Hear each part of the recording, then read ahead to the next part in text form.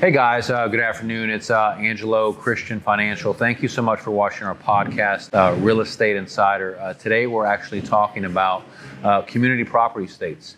And it's very important to know in lending, if you're trying to buy real estate, what exactly is a community property state.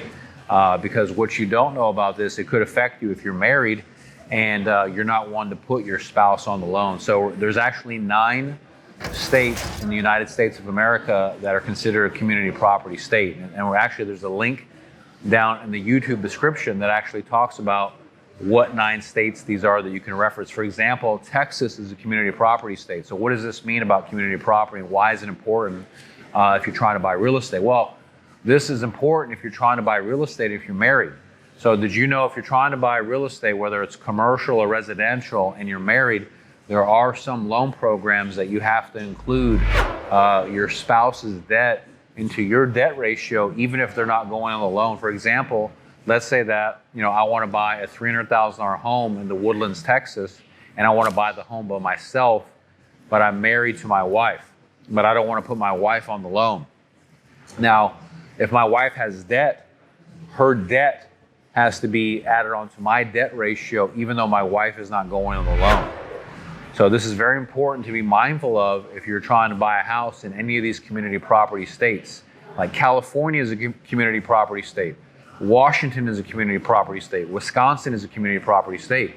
So if you're in this situation and you're not wanting to disclose your spouse's information, her credit or his credit is still going to have to be ran, and their debts are going to have to be added to your debt to income ratio. So this could be a deal killer for some people, because that spouse's debt that's added to your debt could make or break your deal if they have a lot of debt. For example, let's say that you're trying to buy the house and you have excellent credit, you basically have no debt, and your debt ratio is 30%, but then your spouse has $100,000 in student loans, they have child support, they have garnishments. All that has to be added onto your debt ratio, and you have to qualify with just your income, not their income, for the loan.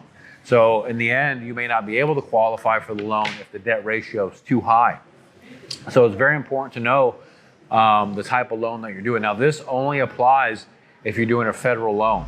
For example, if you're doing FHA, VA, USDA, or an SBA loan, does this have to happen? On non-QM loans and conventional loans, you do not have to add your spouse's debt, your non-borrowing spouse's debt in a community property state. So this only applies for federal loans. This is a very important thing to note because on a conventional loan, you don't have to disclose this. On a non-QM loan, you don't have to disclose this.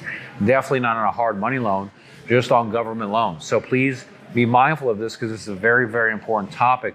The other thing that's also important to note, there are solutions or workarounds if you are married in a community property state and you do have to add your spouse's debt. Some lenders will go off the date that you were married and the date that you've acquired since the marriage. In other words, let's say that you're married and your spouse took on $100,000 in student loan debt before the marriage date.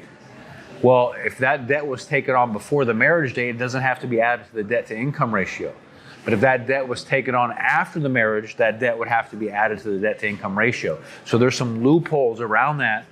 You can call or text us at the number above, the 832-431-6333. Remember, we're a direct nationwide lender, so we'd be happy to help you and just consult with you on a game plan, a strategy to be able to help you to get pre-approved. I thought this is a very, very important topic for community property states.